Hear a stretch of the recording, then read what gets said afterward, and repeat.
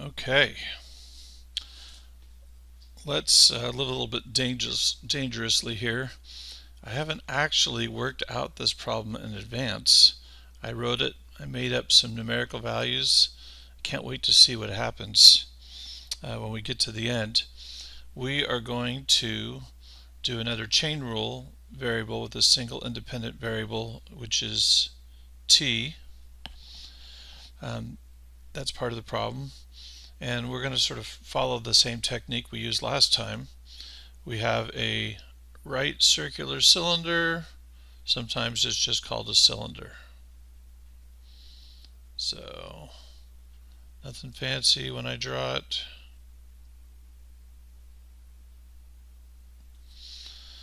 And there'll be a radius and there'll be a height,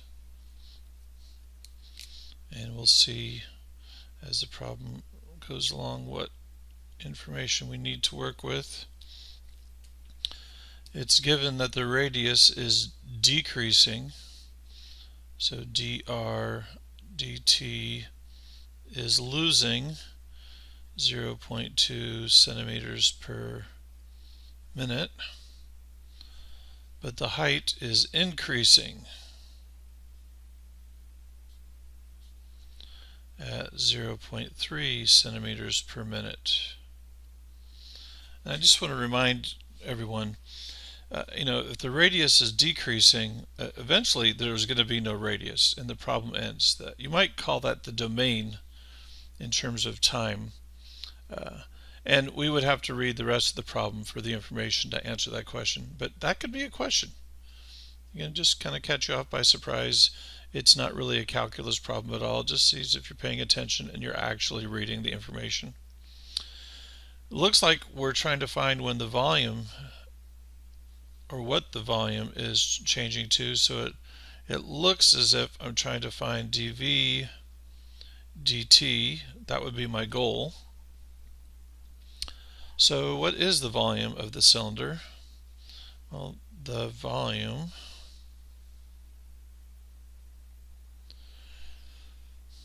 is the area of the circular base multiplied by the height. These have to be variables. I don't care if there's numbers here or not. They have to be variables because this says that those things are changing. So that means we have variables R and H.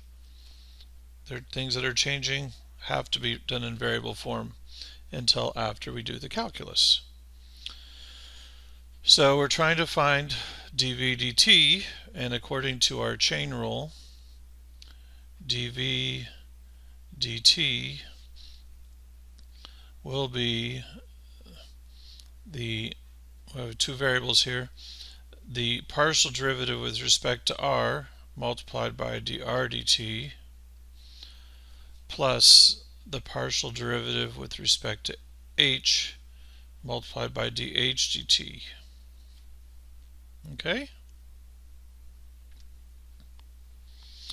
Let's see what we get here. What is that partial derivative?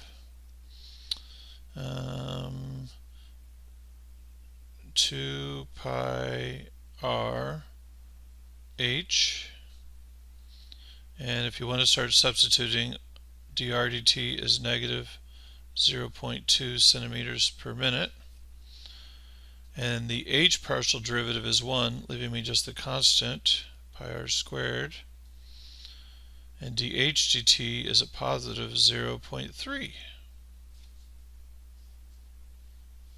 Alright, so far so good, I hope. Now we are given a particular type of cylinder or model of the cylinder when all of the action takes place at this instantaneous rate of change. And now we can let r equal to be 5 centimeters and h equal to be 10 centimeters and see what's going on here. So 2 pi 5 and 10,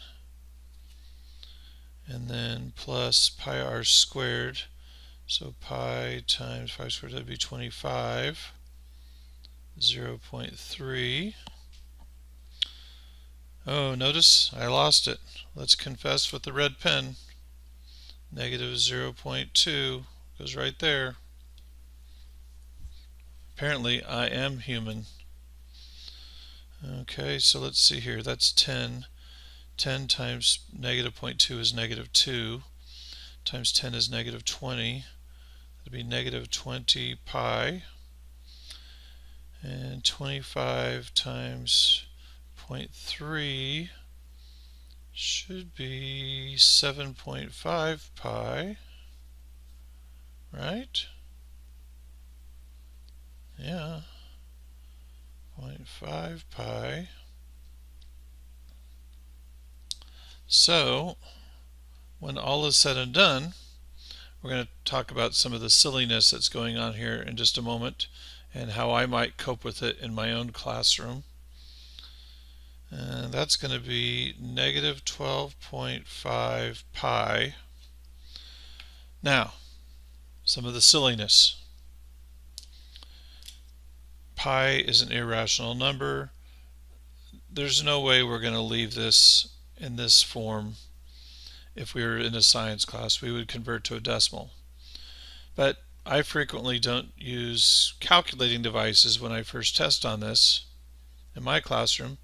So I would have them leave it like this, or they could call it negative 25 over 2 times pi, either way.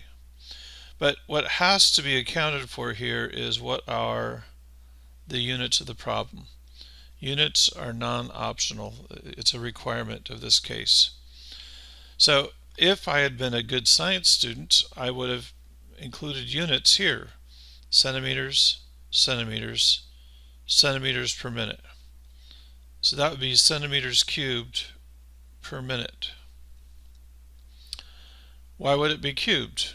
Oh, because we're trying to find the rate of change of volume.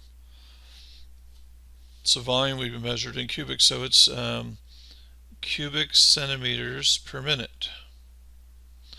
And if I'm looking for just a no calculator solution, I would be fine with this or use this value with those units. But a good little finishing touch to this would be to put down that the volume is decreasing at